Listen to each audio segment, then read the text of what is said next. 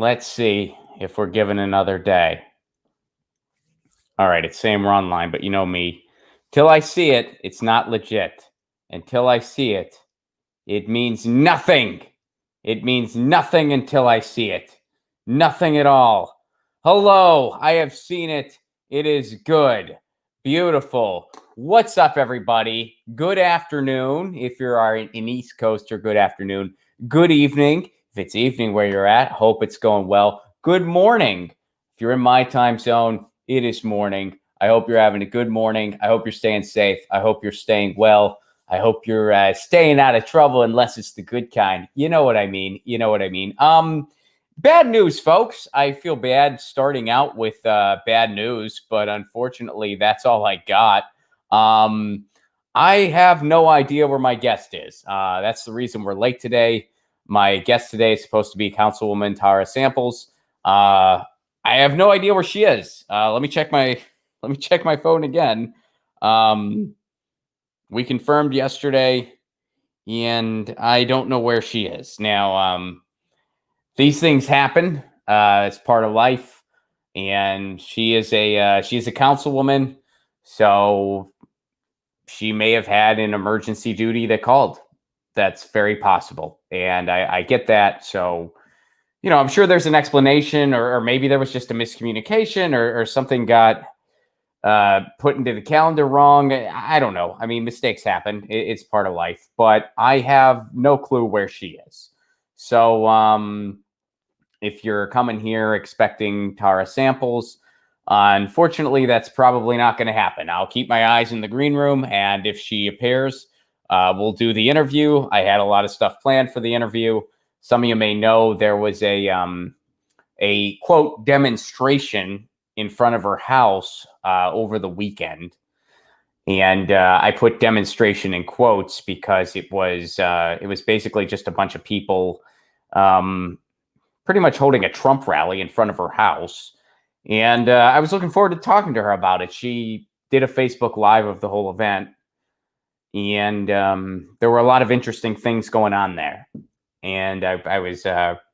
interesting is one way to put it. There were a lot of very disturbing things going on there that I was really excited to talk to her about. Probably not going to happen today. Hopefully will happen soon. I'm sure we'll reschedule. I'm sure there's some kind of explanation. But what I'm going to do today instead is there's a story that I wanted to cover with her.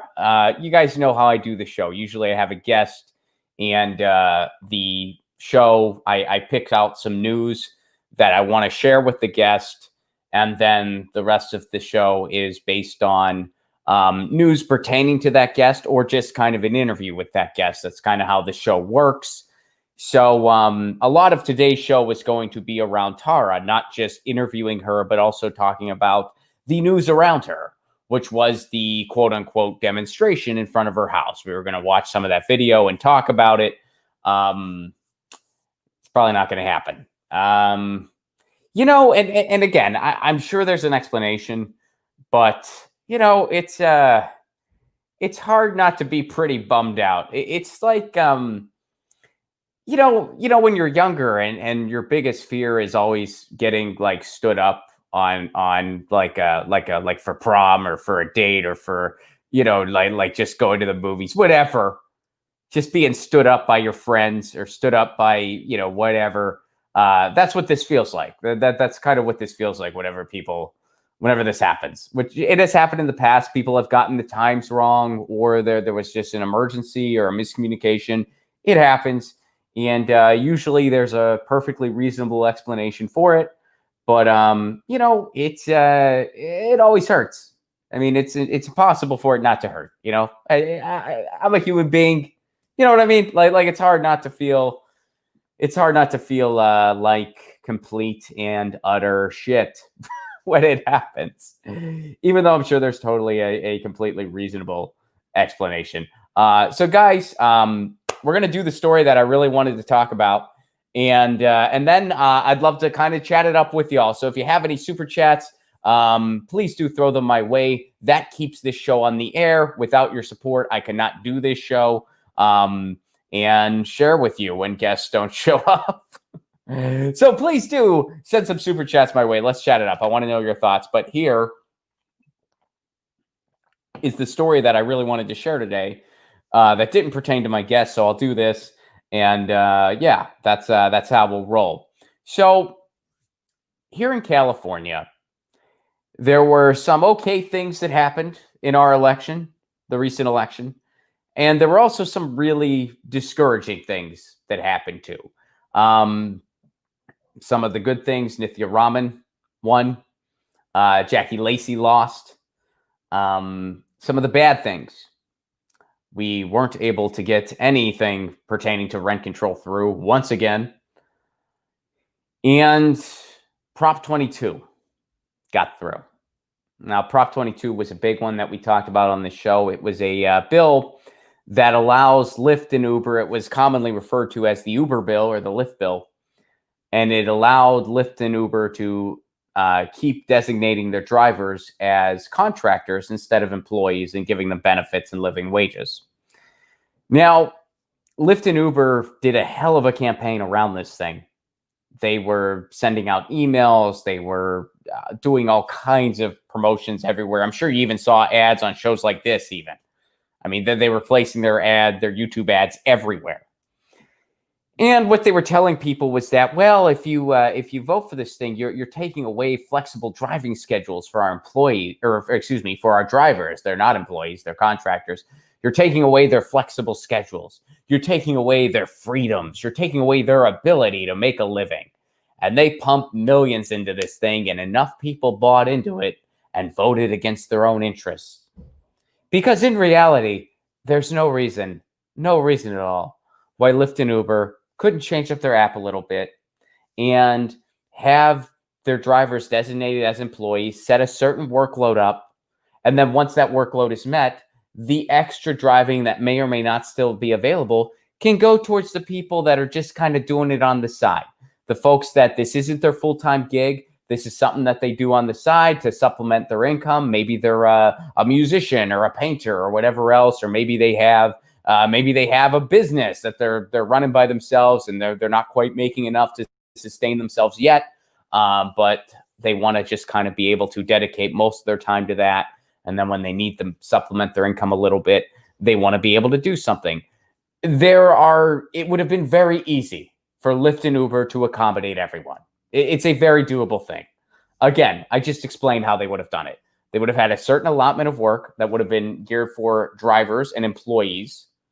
And once that allotment is met via the app, the surplus, if there is one, would go towards whatever part-time drivers are available. And you could even make them part-time employees. And this whole, the freedom of their schedule. No, nice try. There are flex schedules for employees all over the frickin' world.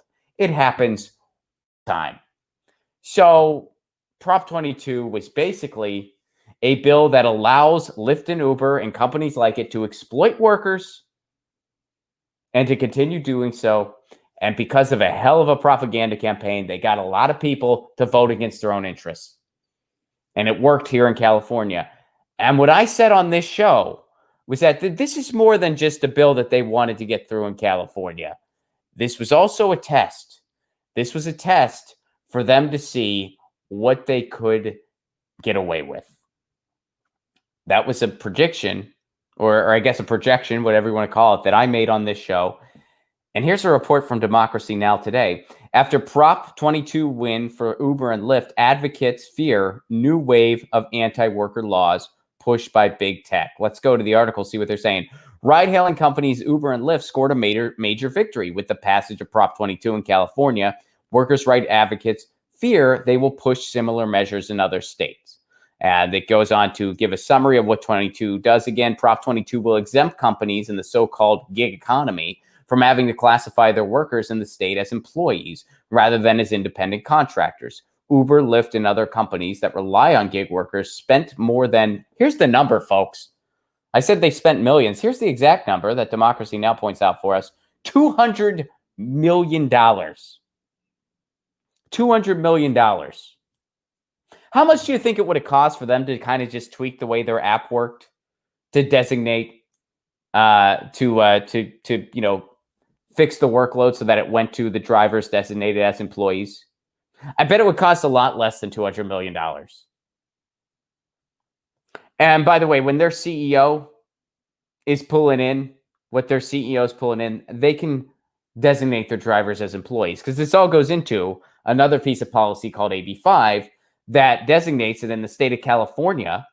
When you have people who are doing services essential to your business, they need to be classified as employees. They can't be contractors. And there are a couple carve-outs, so to speak, where that doesn't apply, like for journalists or musicians or comedians. And we've gone over that bill before. The carve-outs, it still does need some massaging. There still needs to be some fine-tuning in the legislation, but it's already happening. I mean, they did the carve-outs for musicians. They did the carve-outs for journalists and photographers, basically so people that are freelancers, that should be freelancers, aren't affected by this in the negative. But for someone who is providing driving services on a driving app, they should be employees. That's kind of essential to the frickin' business. Now, Lyft and Uber tried to say, oh, no. The service we provide is matching up people. That's what we provide. Okay. Let's see how long your app stays afloat if you just connect people and then the ride doesn't happen. Hey, I'm using Lyft and or Uber to get a ride from the airport. Oh, here is Saul in a Toyota Camry who's going to come pick me up. Hey, Saul, are you on your way? Oh, no, I'm not on my way. The purpose of this app is to just connect us. So, hi, I can't come get you. I don't actually pick you up in my car, but I could. Wouldn't it be neat? Yeah, Saul, that'd be neat. I bet that app doesn't last very long. The ride happening is kind of a big part of what they do. So nice try, Lyft and Uber, but your drivers are essential to what you do, and they should be designated as employees. But they spent $200 million to promote Prop 22. Again, they could have taken that $200 million and been compliant with AB5. Totally could have taken that $200 million and been compliant with AB5. They could have treated their employees better. The CEO would still be rich, by the way. CEO would still be plenty rich. But now, instead of having drivers who have to sleep in their cars, drivers will be paid a living wage, and they'd be given benefits. And that's the way it should be. Because guess what? They generate the wealth. The drivers generate the wealth. The drivers generate the wealth that the CEO gets to enjoy. So they should be given a fair piece of the pie. End of story. But they spent $200 million to promote Prop 22, and a survey of California voters who voted yes on the measure showed, here's something interesting that Democracy Now! Points out. 40% thought they were supporting gig workers' ability to earn a living. So they bought into the propaganda, basically. Even though critics say the measure will do the opposite. So here's something that Sherry Murphy, a Lyft driver and organizer with Gig Workers Rising, had to say. The law will now exempt drivers like me from basic wage and labor protections afforded to most workers in the state in the middle of a pandemic.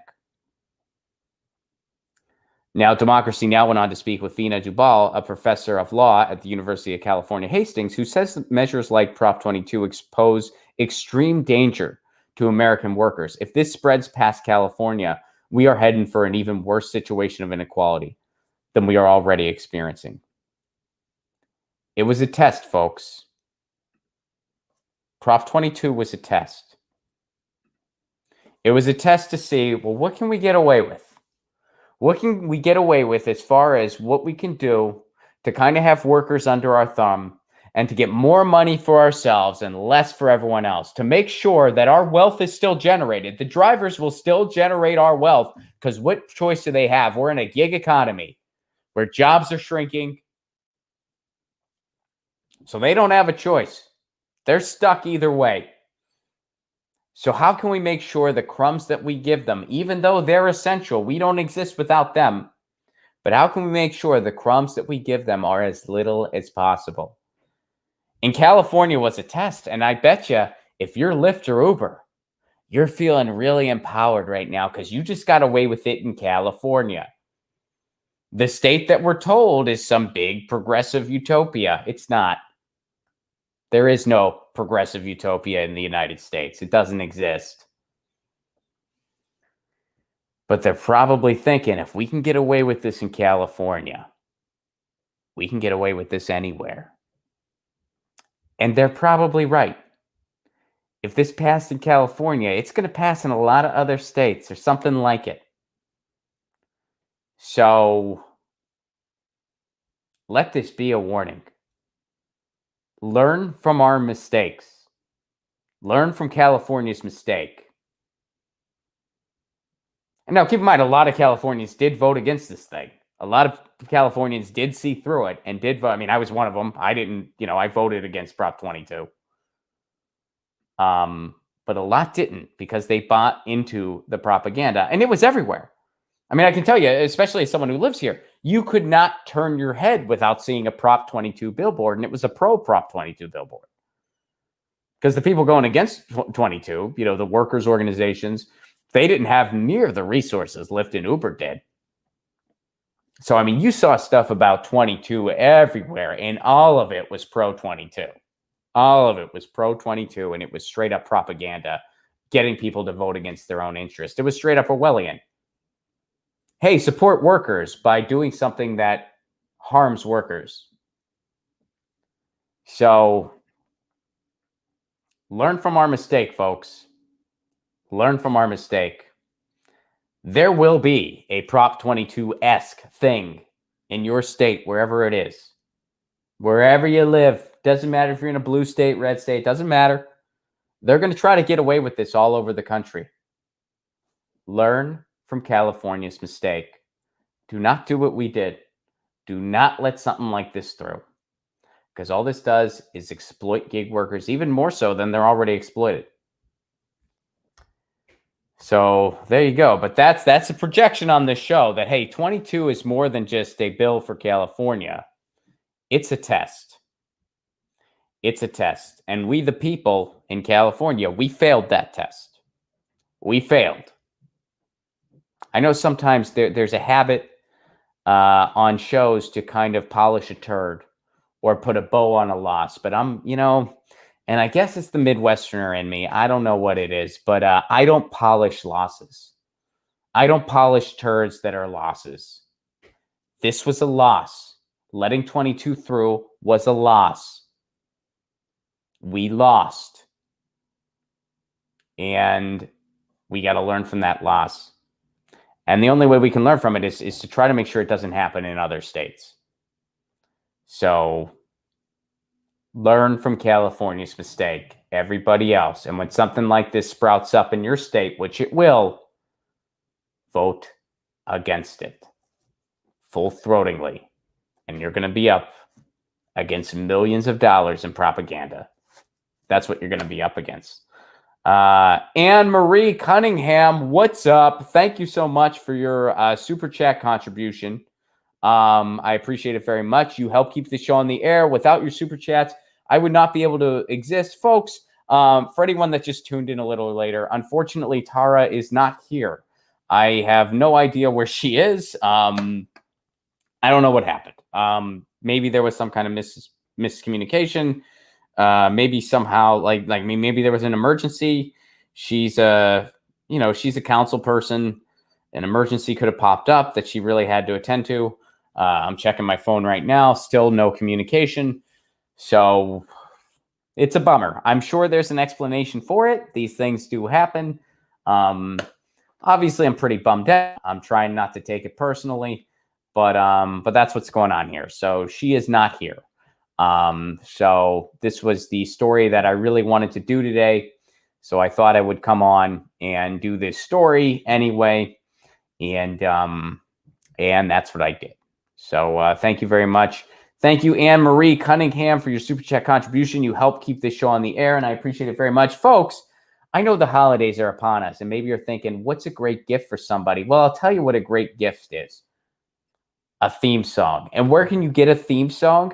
Patreon.com/Ron Placone. That's right, my Patreon. One of the perks I do a couple perks. First of all, I do a patron stream once a week where I respond directly to the patrons and only the patrons.